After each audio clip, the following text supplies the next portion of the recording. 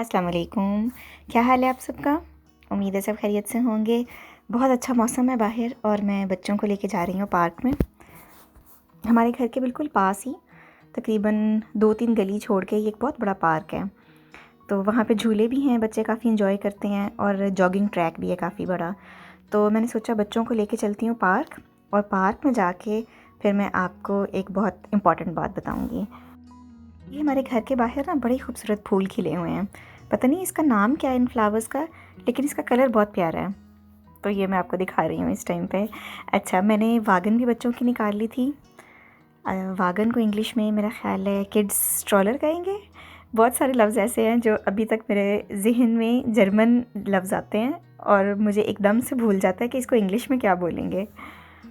अच्छा, स्ट्रॉलर बच्चों की मैंने इस वजह से निकाली थी कि जब बच्चे पार्क में खेल लेते हैं ना तो वापसी पे बहुत थक जाते हैं।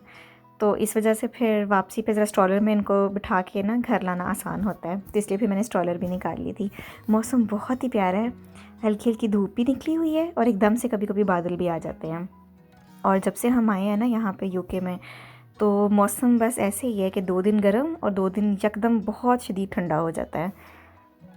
अच्छा, पिछली वीडियो में मैंने आपसे कहा था कि मैं आपसे एक ट्रिक शेयर करूंगी जिससे अगर आपका बच्चा जो है किसी काम को करने से घबराता है तो वो ठीक हो जाएगा।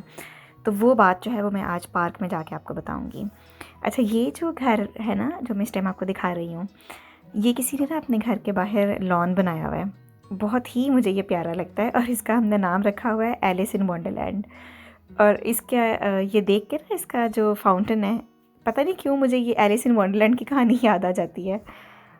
ये इनका जो फ्रंट गार्डन है ना, ये मुझे बहुत प्यारा लगता है, इतना अच्छा मेंटेन किया हुआ है ना। और जब फूल खिले होते हैं पूरे तो फिर बहुत ही खूबसूरत लगता है। अच्छा, अब हम चलते हैं जी पार्क की तरफ। पार्क जो है उसके बारे में तफसील मैं आपको फिर किसी और वीडियो में बताऊंगी, क्योंकि आज की वीडियो में मुझे आपसे बड़ी ज़रूरी बात करनी है। और वो इम्पॉर्टेंट बात ये है कि पिछली वीडियो में मैंने बताया था ना कि मेरा बेटा जो है वो बहुत डरता था बाल कटवाने से। तो मैंने एक ट्रिक किया जिसकी वजह से वो इस दफ़ा बिल्कुल भी नहीं घबराया और उसने चुप करके बाल कटवा लिए।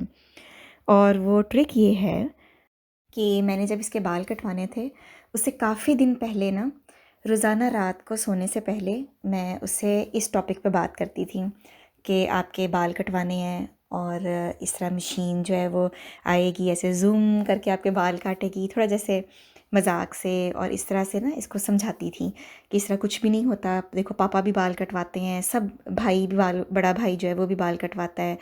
तो इस तरह से इससे बातें करती थी।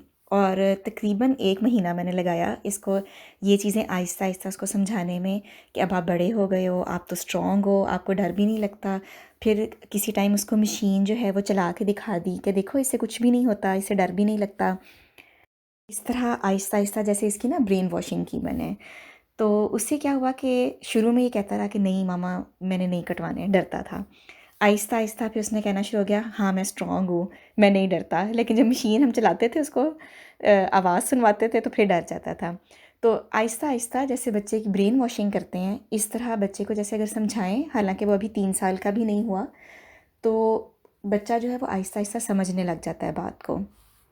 इसी तरह आप घर के जो बाकी मेंबर्स हैं उनको भी आप इन्वॉल्व कर सकते हैं। अगर इस तरह बच्चे को कोई बात समझानी हो किसी बड़े को, और या उसके किसी सिबलिंग को, बहन भाई को, कि वो भी उसको समझाए, तो मैं अपनी बेटी को भी कहती थी कि आप भी इसको समझाओ, आप भी इसको बताओ कि ऐसे कुछ भी नहीं होगा। तो इस तरह हम इसके साथ बातें करते रहते थे। तो आहिस्ता आहिस्ता इसके दिमाग में ये चीज़ बैठ गई कि ये डरने वाली चीज़ नहीं है, या इससे कुछ भी नहीं होगा इसको। तो ख़ुद ही ये फिर मान गया कि ठीक है मैं बाल कटवा लूँगा। और जब हम गए हैं बाल कटवाने तो मुझे फिर भी डर था कि शायद ये रो पड़ेगा, लेकिन सारा टाइम पे ये बिल्कुल भी नहीं रोया। इसके अलावा इस तरह के मौके पे मेरा ख़्याल ये तो सभी करते होंगे कि कोई बच्चे के फेवरेट कार्टून्स जो हैं वो आप लगा के दे सकते हैं, या इसका कोई पसंद का जो खिलौना है वो आप उसको दे सकते हैं, या कोई नया खिलौना छोटा सा कुछ भी लेके वो भी आप बच्चे को पकड़ा दें, तो उसकी एक्साइटमेंट में भी जो है ना वो बच्चा जो है वो काम कर लेता है। दूसरा ये है कि जब बच्चा इस तरह का काम कर ले तो फिर आप उसको बहुत अप्रिशिएट करें, ताकि उसका जो है ना दिल बड़ा हो और वो इस चीज़ को समझे कि उसने एक बड़ा काम किया है। अच्छा, ये जो ट्रिक है ना, ये मैंने जब भी आज़माया है इसका फ़ायदा होता है।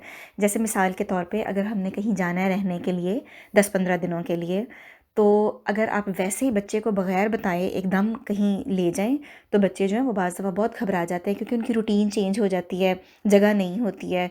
तो बच्चे जो हैं वो फिर जाके आपको परेशान करेंगे। तो मैं हमेशा इस तरह करती हूँ कि जैसे मैंने कहीं जाना होता है या किसी मेहमान ने हमारे घर आना होता है रहने के लिए, हफ़्ता 10 दिन के लिए, तो मैं बच्चों को पहले मेंटली प्रिपेयर करती हूँ कि हमारे घर मेहमान आएंगे, वो कुछ दिन हमारे साथ रहेंगे, आपने उनकी चीज़ें नहीं छेड़नी, उनका मोबाइल फ़ोन नहीं छेड़ना, आपने तंग नहीं करना। अगर हमने कहीं जाना है रहने के लिए तो फिर उसके लिए भी मैं पहले से बताती हूँ बच्चों को कि हमने जाना है, इतने दिन रहेंगे हम वहाँ पे, हम ये करेंगे, इस तरह की बातें ना। तो इससे क्या होता है कि बच्चा जो है वो मेंटली थोड़ा सा प्रिपेयर्ड हो जाता है, उसको पता होता है कि अब आगे क्या होगा। तो बच्चा जो है वो एकदम से बहुत नहीं घबराता। जो छोटी एज के बच्चे होते हैं ना, 3 4 5 साल तक की उम्र तक के बच्चे जो हैं, उनके लिए बाज़ दफ़ा मुश्किल होता है किसी नई जगह पे फ़ौरन जाके एडजस्ट करना, या फिर जब एकदम से चेंज होती है एनवायरनमेंट तो वो घबराते हैं या रोते हैं, परेशान होते हैं। तो बजाय इसके कि आप ख़ुद भी परेशान हो और बच्चों को भी परेशान करें, अगर आप उनको मेंटली प्रिपेयर करना शुरू कर दें तो उससे जो है वो बच्चे काफ़ी हद तक बात को समझते हैं और आपको इतना परेशान नहीं करेंगे उस जगह पे जाके। अलावा जब हमने बाज़ दफ़ा किसी अपॉइंटमेंट पे जाना हो और मुझे पता हो कि 3 4 घंटे लग जाएंगे वहाँ पे, बाज़ दफ़ा डॉक्टर की अपॉइंटमेंट कोई ऐसी होती है या बाज़ इदारों में ऐसी कोई अपॉइंटमेंट्स आ जाती हैं जिसमें काफ़ी टाइम लग जाता है, तो तभी मैं पहले से ही 1 2 दिन पहले बच्चों को बता देती हूँ कि अच्छा हमने फ़लाँ अपॉइंटमेंट पे जाना है, उसमें इतना टाइम लगेगा। अगर आप बोर हो गए तो आप ये वाला खिलौना साथ ले जाओ, कुछ खाने पीने की चीज़ें साथ ले जाओ। अगर आप इस सब पहले से प्रिपेयर कर दें ना बच्चों को, तो उससे बहुत आपको फ़ायदा होगा। और इसके अलावा मैं ये भी ट्रिक करती थी कि बाज़ दफ़ा उनको ये भी कह देती थी कि जैसे ये अपॉइंटमेंट जब ख़त्म हो जाएगी तो फिर मैं आपको जैसे प्लेग्राउंड ले जाऊँगी, या इस तरह कोई भी उनकी छोटी सी ख्वाहिश पूरी कर दें।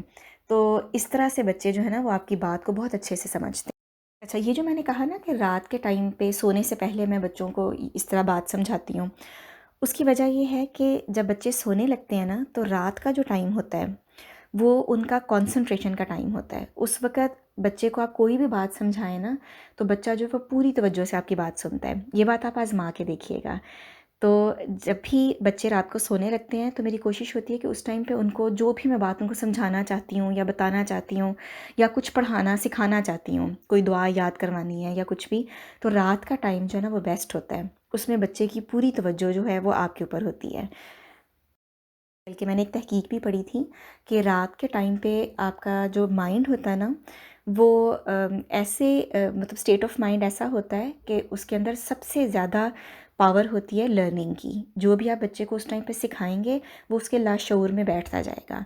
तो इस वजह से वो टाइम जो है ना वो बहुत अच्छा वक्त होता है उसको यूटिलाइज़ करने का। बल्कि मैं आपको एक बड़ी मज़े की बात बताती हूँ कि जब मैंने पहली दफ़ा अपने बेटे के साथ बाय एयर सफ़र किया तो ये छोटा था, और हमने जब इसको जब टेक ऑफ करता है प्लेन तो बेल्ट लाजमी लगानी होती है ना।